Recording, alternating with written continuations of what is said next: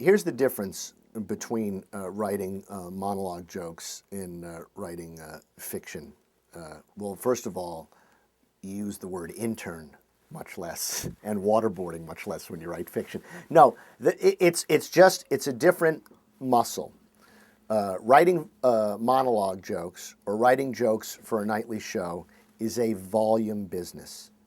It's a volume business. You're just turning out quantity and then panning for gold. So you're using, in the words of the Steroid Universe, you're using your quick twitch muscles. You know, you're just firing more, you're firing quicker, and you're just reacting quicker. And it's all about takes, how many different takes to a premise.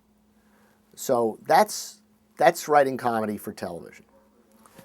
Now writing fiction, writing humorous fiction, everything slows down, and it's a different muscle, and it's a state of mind. And you know, I think writing jokes is a real physical practice, and it's all free association. And writing fiction, again, it's inhabiting, it's getting into a state of mind where you're, for me, where you're inhabiting this world of these characters you created.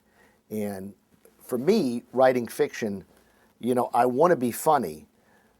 I want my premises to be funny. I want my situations to be funny. I want my characters to be complicated. But it must be plausible. It must be plausible. Even however chaotic, it must be plausible.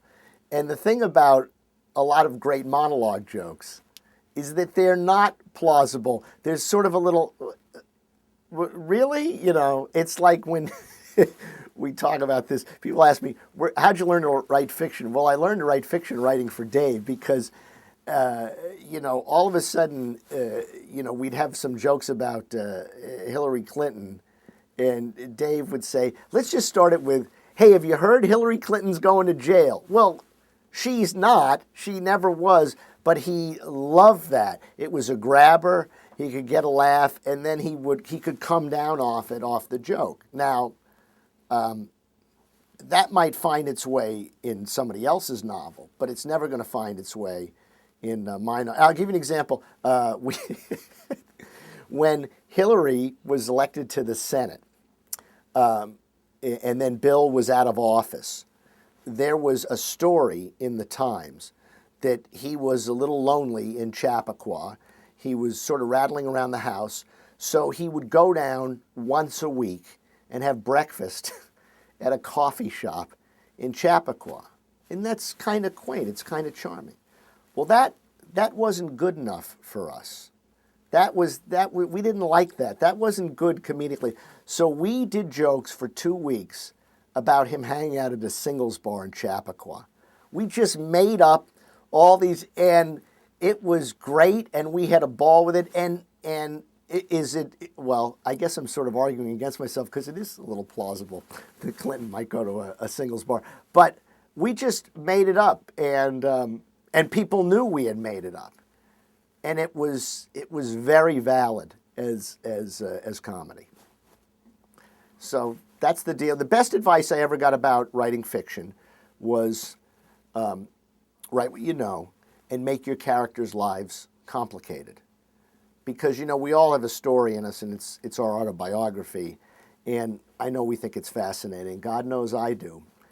And it may very well be fascinating, but it ain't complicated.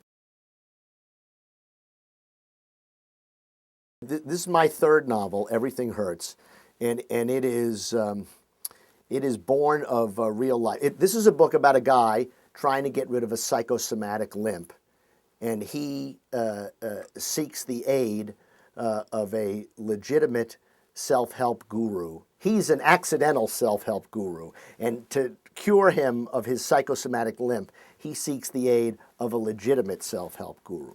And this is born of real life because for 3.5 years, I dragged a foot. I limped. I was in constant pain, and it confounded doctors.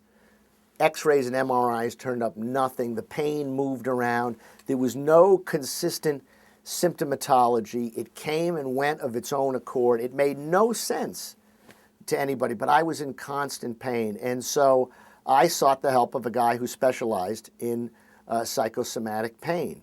And he believes that the pain is caused by unconscious rage driving to your conscious mind, and your conscious mind is so threatened by the coming rage that it tries to distract you by giving you pain to a vulnerable area. That's his theory. I still believe in it. I really do. And so his approach is to examine your past. So I had been seeing him for a little while, and I said, you know what I'm going to do? I'm going to write a novel about a guy trying to get rid of a psychosomatic limp and try to art myself out of this pain.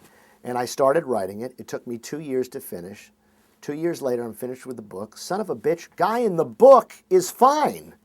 I'm still dragging a foot and in constant pain. So I sold the book to Simon & Schuster. 10 days after I sold the book, I went to yet another doctor, took another look at another x-ray and said to me, you need a hip replacement. I'm not telling you you should get one. I'm telling you you have to get one. This is a no-brainer. And so a year ago in July, last July, I got my hip replaced. I'm out of pain. I feel great. And everybody who, suffered along with me said, you must be furious, 3.5 years limping in constant pain. And I say the same thing to all of them. If I hadn't done that, I wouldn't have gotten the book out of it. So, the journey is the destination, right? You have no idea, because as I mentioned, I was in constant pain, and one of the few times that I was not in pain was when I was writing. And I mean writing at the Letterman show or working on the fiction. But at the end of the day, the day would be over, I'd come home and relax, put my feet up, incredible pain. And that could not be relieved by any pill or anything like that, which made me sure it was. And so this book is a reflection of that. And I think that, and I'm sure people have said this before, but artists create because they have to, not because they need to, and not because they think they should, but because they have to. And this was a classic case of it. So it was very fulfilling. It was very ambitious because I was suffering while I was writing it. And the guy is getting better. And it's like, and I was aspiring to the character I was writing about, which is, boy, I'd love to recreate that in my next book. Wouldn't that be great?